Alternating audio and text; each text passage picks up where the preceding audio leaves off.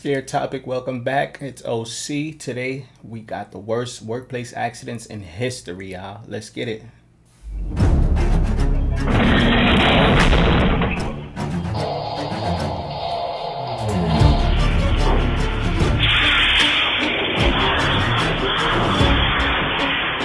I was frightened too.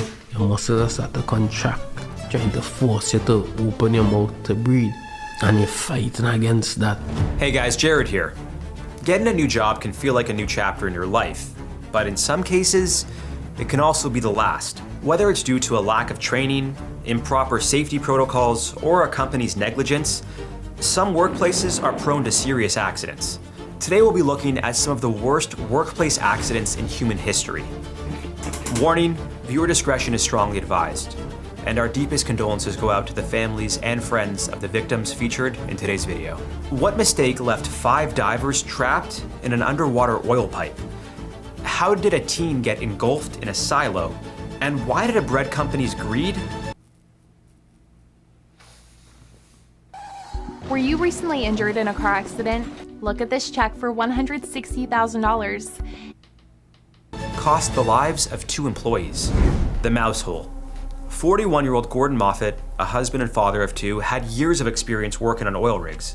On October 9th, 2000, while aboard the Magellan, 120 miles east of Aberdeen, Scotland, Moffat was tasked with servicing hydraulic hoses. The job itself wasn't too complex, but it did require him to be lifted about 50 feet above the lower deck.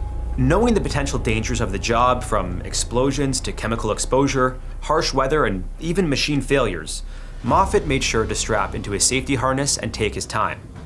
Once the job was complete, Moffat radioed the banksman, who worked as the winch operator's eyes and ears. He told them he was ready to be lifted to clear the hoses before being lowered to the deck. Sadly, communication error led to a horrifying accident. After being lifted a few feet, Moffat told the banksman to stop. The message was relayed to the winch operator, but didn't get through to his radio due to a malfunction. The winch operator continued to lift Moffat toward the mouse hole, a 10-inch round hole through which the safety cable runs. As he was being pulled up, both Moffat and the banksman yelled, "Stop," to no avail. The banksman then ran to the emergency intercom to tell the control room to stop the winch. However, because the emergency intercom is recorded, there was a delay, and by the time the winch was shut off, it was too late. Moffat's body had been pulled through the mouse hole, crushing him to death. But the reality of the situation was much more gruesome. His body was so disfigured that he was hardly recognizable. Doctors referred to it as a virtual transection, meaning his lower abdomen had been torn apart. The company implemented new safety protocols, including mandatory permits for high-risk operations and the presence of supervisors and safety personnel on board during these operations. My only survival tip here would be to ensure that all safety protocols are in place before starting a task that you know can be dangerous. Our next workplace. And I agree with what he just said. And also, I'm gonna add this. It doesn't really matter. It don't really matter what, it matter what you're doing, but like if you're working with electronic, like if you're working in a factory where you depend on electronic or stuff like that, where you got to depend on communication and stuff, which is electronic, they liable to malfunction. So it's always it's always like a 50-50 chance working in a place like that, because the machines are always reliable. They always liable to malfunction on you, and once that happens, everything goes left. So it don't matter if you follow protocol or if you do everything correctly. All the preparation was made before you started your job or whatever, but the machine just malfunctioned. You know what I'm saying? And that can just cause you to lose your life or something. So it don't matter how much preparation you do, machines are always liable to malfunction. Incident takes us to another pipeline tragedy, which cost the lives of 4 divers. The Pariah diving tragedy. On February 25th, 2022, 5 divers entered the waters off Trinidad and Tobago to repair a leaking U-shaped oil pipeline 60 feet deep and 1,200 feet long. The state-owned pipeline belonging to Pariah Fuel Trading Company connected berth 5 and berth 6, which are loading docks where oil tankers receive or discharge fuel. The divers, Christopher Boudrum, Kazim Ali Jr., Yusuf Henry, Rishi Nagasser, and Faisal Kurban worked for LMCS, which Pariah had contracted. I think what they do, their job is to clean it out, maybe, I'm guessing, because what else is there to do? To repair the pipe near berth 6. An Okay. 8-foot by 8-foot air-filled chamber enabled divers to work in a dry environment, even though they were 15 feet underwater. Everything was fine, until the team removed an inflatable plug used to prevent oil and gas from escaping. What the team didn't know was that the pipe had been drained weeks earlier, leading to a pressure differential. When they removed the inflatable plug, the pipeline acted as a vacuum, quickly sucking up seawater and the divers into the 30-inch diameter pipe. Battered around and dragged 700 feet, all 5 of the injured divers finally came to a stop. At least 2 were suffering from broken bones, low on oxygen, and covered in oil. Nagasser was too injured to move. The other 4 divers managed to link together, forming a human chain, tucking their feet under the person's shoulders in front of them. At the front of the chain was Boudrum, who wasn't as severely injured as his colleagues. As they started making their way up the pipeline, they found 2 oxygen tanks that had been sucked through and shared them. Once they reached the end of an air pocket, Boudrum swam ahead to see how far it was until the pipeline curved, an area called the elbow. When he got there, he realized the water wasn't high enough for him to get himself out, so he screamed for help. Fortunately, his screams were heard, and 2 divers came down to pull him up. How lucky he Boudrum was. told the rescue team his friends were still alive, but badly injured. Volunteer divers were ready to attempt a rescue, but the company in charge stopped them, citing safety concerns. LMCS stated that it was prevented from conducting such a rescue in the pipeline by Pariah, notwithstanding that LMCS had divers and equipment available to conduct the rescue. After a You're supposed to have those equipments. As a company that does this, you know what I'm saying? This is what you make your money off of. This is what you live from. This is how you survive. You know what I'm saying? This pays your bills.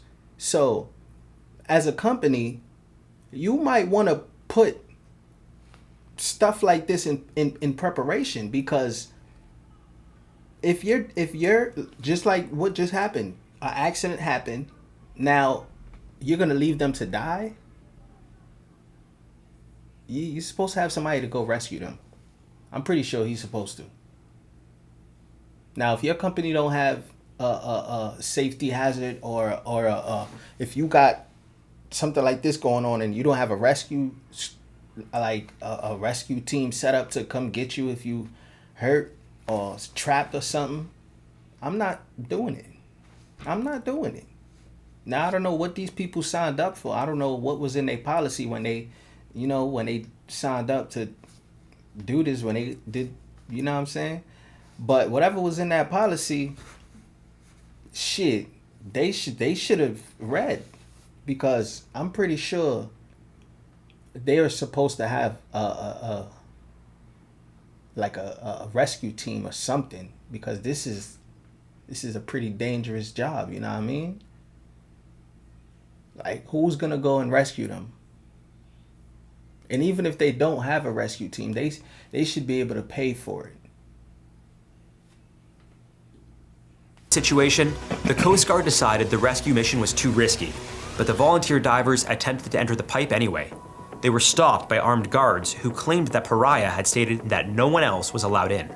Pariah then decided to try using cameras to see where the men were stuck. At this point, they had been trapped for 9 hours. Despite Pariah telling the families of the men that they were doing everything they could to rescue them, it was only a matter of time before things would turn grim, and they'd die due to a lack of oxygen. Desperate to be saved, the trapped divers continued to bang on the pipes, alerting any potential rescue divers that they were still alive. Abraham Lincoln united a nation that was deeply divided. He gave his life Sadly, help was never going to come. A press conference was held 48 hours after the incident, and Pariah announced publicly that the operation had turned into a recovery mission. The 4 divers' bodies were recovered over the next few days, with an autopsy revealing one of the men may have lived for up to 39 hours before passing. This is another situation where negligence led to the untimely death of experienced workers. Had the team known that the pipeline was empty, they likely would have approached the task differently. Working in the ocean isn't the only place where accidents like these can happen. Our next story killed more than 100 workers due to... And like I said before, if they don't have a rescue team set up in your base where you work at, if you work in a dangerous place like that, and something could happen and you will be needed to be rescued, don't work there. Do not work there. And if you like doing it, make sure you read your policy, bro. Go over your policies, you know what I'm saying, your work policy, and read it.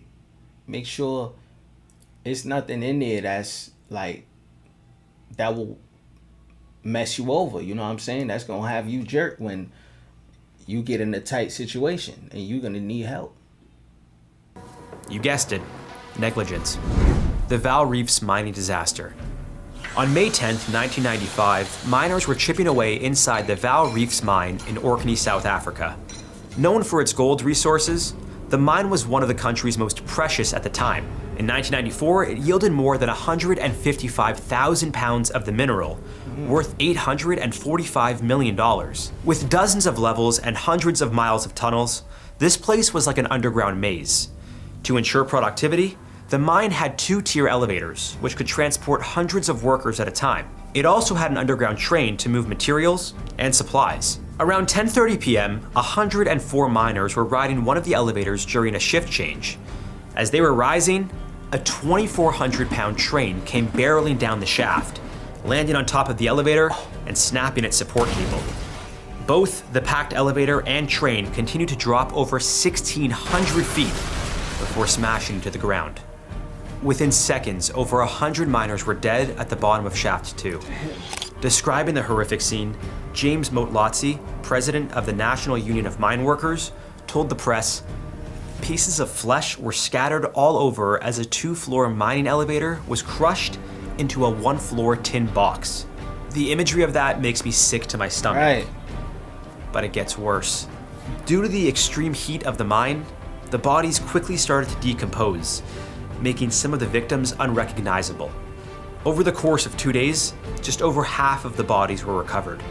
Following the tragedy, an investigation was launched. It was determined that there were no safety blocks in Shaft 2, which would have prevented the train from entering the wrong tunnel. Evidence also showed that a detaching hook snapped upon impact with the train, causing the elevator to plummet. This led the South African Society in Mining Research Council to require detaching hooks to become more sturdy under significant impact and to be able to hold at least 11,000 pounds. It seems those involved in the mine would have been killed instantly by the force, but our next victim likely suffered a slower, more painful death. Listen, make sure y'all check your workplace. Like, make sure, I'm saying it wrong. Make sure your workplace do thorough checkups. Like, do safety hazard checkups, you know, maintenance. Make sure they do that. If you work in a factory or a high power cable place, you know, water pipeline place like that, the towers, them high ass towers where you use the zip lines and shit. Even if you work in yeah, I ain't even gonna go too far, but you get what I'm saying. Make sure they do their maintenance, bro. Make sure they do their maintenance. They make sure they fix everything up. You know what I'm saying? If you don't see them doing that like every year or something like that, make sure you ask about it. Ask about it, you know? It won't hurt you to just ask. Just ask about it because it's your safety at the same time. You know what I mean? Like, so just ask about it. With rescue workers comparing it to being swallowed by quicksand. A couple different occasions he said, you know, Mom, he's got us going into the silo. he knew it wasn't right, but yet he continued to do it because that's what his job was. On May 30th, 2011, most Americans were making plans on how they would spend Memorial Day. However, Thomas Osier of Michigan saw it as just another day at work. The 18-year-old high schooler worked on a local farm, and on this particular day was assigned to work inside one of the corn silos at Pine Grove Farm, a job that is known to come with the risk of being engulfed by the grain. Sadly, that's exactly what happened to Thomas. Damn. As he was scraping off corn stuck to the silo walls, the grain underneath him gave way, swallowing him. Patrick Pickett, who was shoveling corn at the base of the silo, first realized something was wrong when he saw Tommy's iron rod slide out the bottom door. Then came Tommy's cell phone. And finally, Pickett saw the 18-year-old's leg. Despite his best efforts, the weight of the corn was too heavy for Pickett to pull Tommy out. When emergency authorities arrived on scene, they also had trouble pulling Tommy from the silo. Finally, after more than 4 hours, they were able to retrieve his body. It took a total of 35 emergency personnel and farm workers to do so. The details of what his remains looked like were heartbreaking. What broke my heart the most was to see it had completely dislodged his jaw. You know, to see his form, you know, his physical form, and his jaw was completely dislodged. And the corn had impacted and packed it so much it was in his lungs. The corn was in his lungs. That sounds like something straight out of a horror movie. Following Tommy's death... Damn. So they're saying he basically was like filled with corn. Like, you know how somebody drowned and their body get like bloated with gas? His body was like bloated with corn. Damn. That's crazy. Investigation was launched. The farm's owner, Dave Schwab, was fined $7,000. After Schwab posted warning signs and fixed the augers on the silo floor, which helps the corn flow more easily, the fine was cut in half. To survive a situation like this, you'd need to create an air pocket with your hands by covering your mouth while waiting to be rescued. But with the sheer force of the... It makes sense.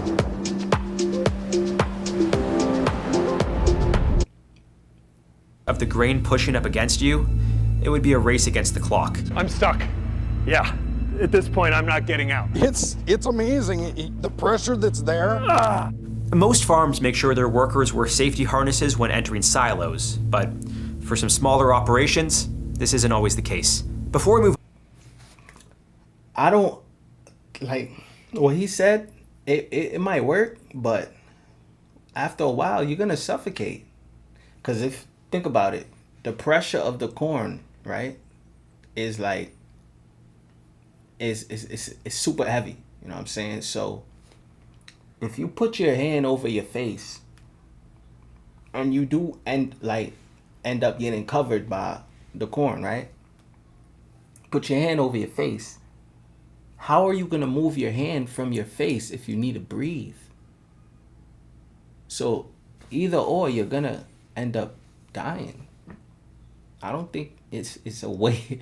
I don't think it's a way to even like combat that, bro. It's not even a way to like survive that, unless you got on a like a helmet that can withstand the pressure. But then you would still need oxygen. So it's damn. It's like damn. How to survive? Really? So how do you really survive that? Another horrible workplace accident. Make sure to like and subscribe for more life-saving content. Authorities say 17-year-old Isaiah Beddox of Copley died yesterday after he was pulled into a commercial wood chipper in North Whitehall. On August 9th, 2022, Isaiah Beddox and a friend were working together at a summer job for a tree cutting company in Lehigh County, Pennsylvania. Beddox was a month away from entering. This right here, I know I've seen people die from this before. What usually happen is they cut the tree and they don't cut the tree. It's like physics basically. So if you have something tall, right, and you're sawing, if you're sawing on this side, most likely it's gonna break on this side and fall. It's gonna fall on this side first because this is the weaker side. What they usually do is they cut it, cut it, and they don't move. They'll cut it all the way through from that side, and what it ends up doing is falling right on top of them. I've seen people die like that from this in a couple of videos. His 4th year at Lehigh Career and Technical Institute for Automotive Mechanics. Tasked with removing 10 trees from a property, Beddox and his friend got to work.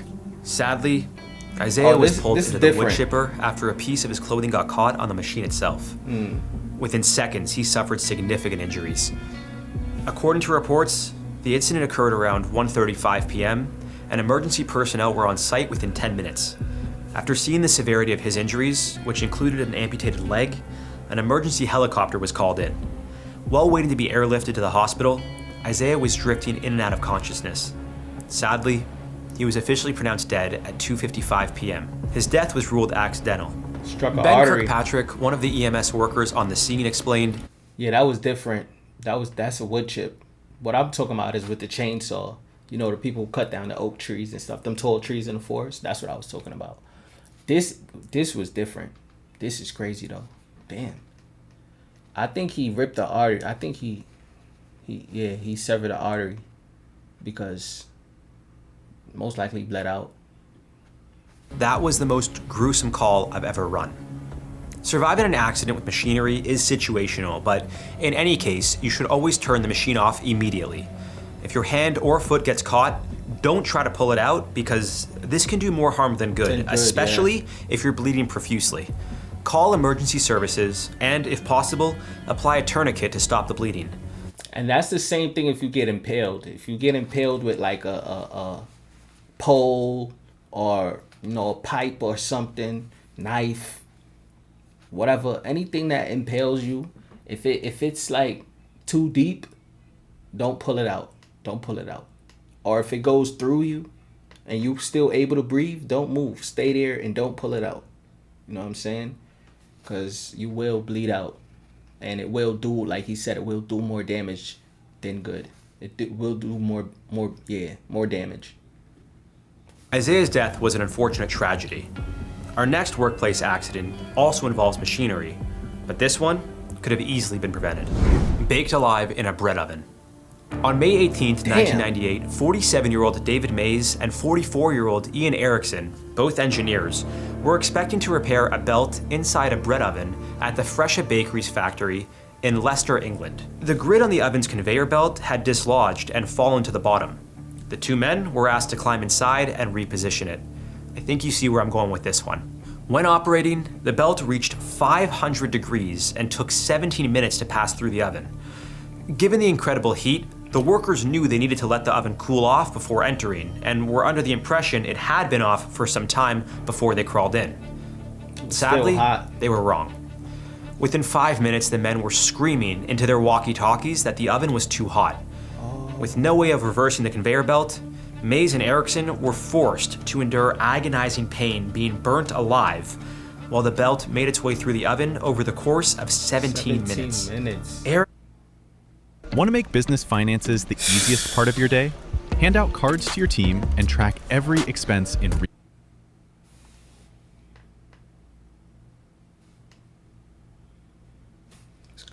What's going on? Erickson was pulled out of the other side of the oven by factory workers and died in front of their eyes.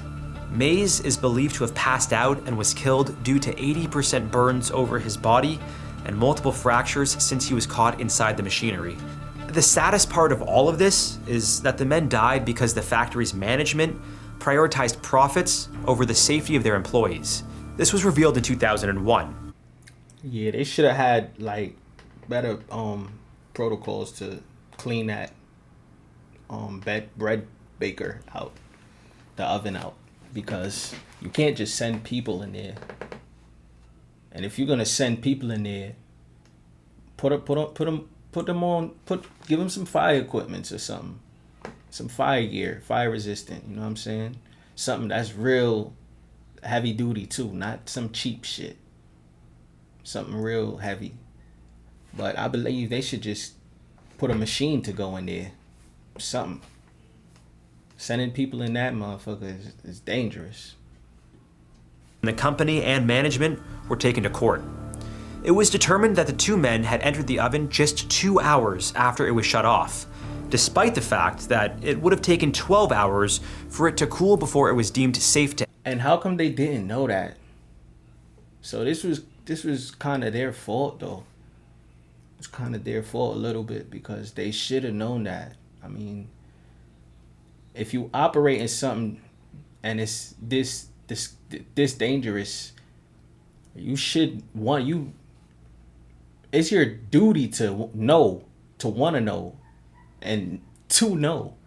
You need to know everything about it, good, bad, everything. So it's kind of their fault, but still, RIP to them. You know, rest in peace to them, and my condolences to their family. You know. Using fans to cool the outside of the oven, the men believed it was okay to enter, as the temperature showed 104 degrees. The company also decided not to remove the oven's side panels to save on the cost, requiring the men to enter through the front of the oven. Our last workplace accident may be the most gruesome of all: the Russian lathe accident. In November 2020, a man working in a factory in Russia died while operating an industrial lathe.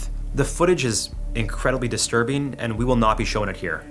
I think once you see the animation, you'll understand why. For those unaware, a lathe is a versatile machine used in many industries. Its function is to shape materials, including wood, metal, and plastic. It does so by spinning these materials at an incredibly high speed while grinding and pressing them against a cutting tool.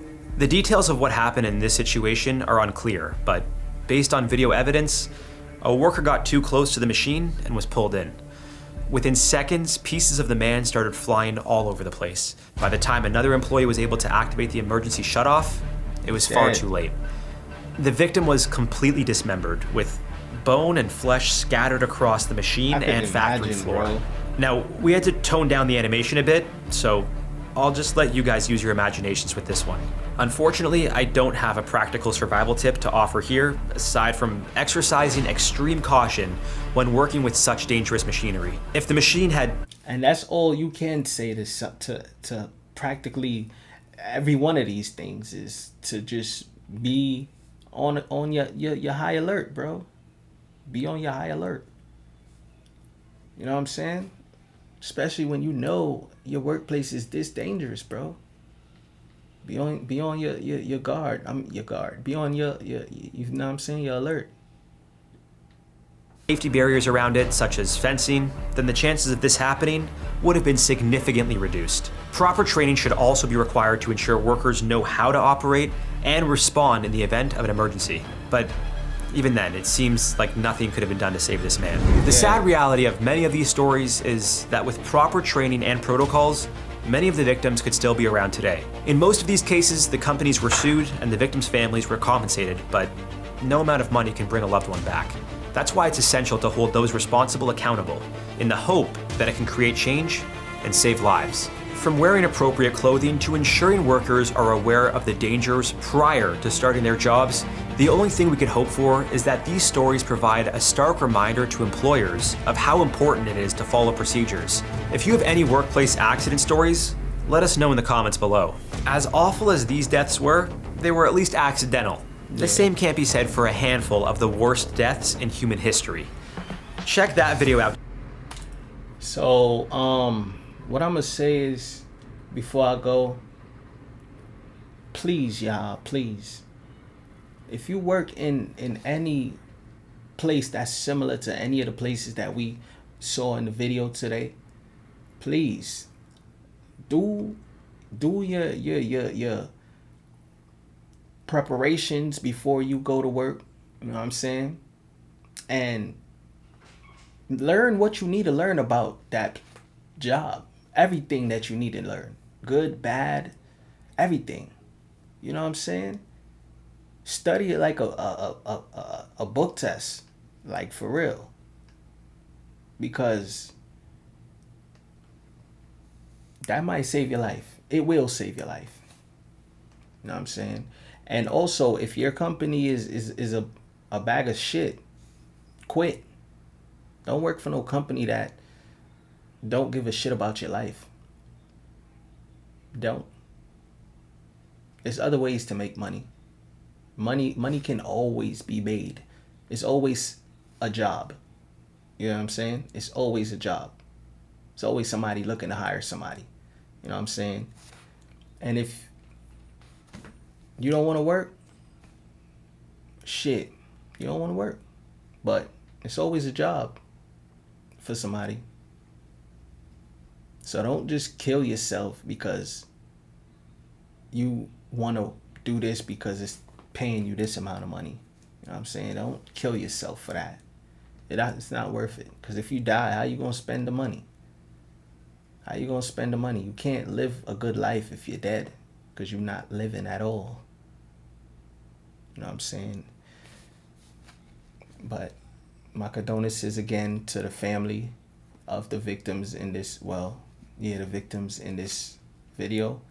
And may their soul rest in peace. And good night to y'all. And good morning as well, wherever you at in the world. You know what I'm saying? Hope everything is going great for you. Stay out of trouble. Stay out the way. Make some money. Be good. It's ScareTopics, and I'm out.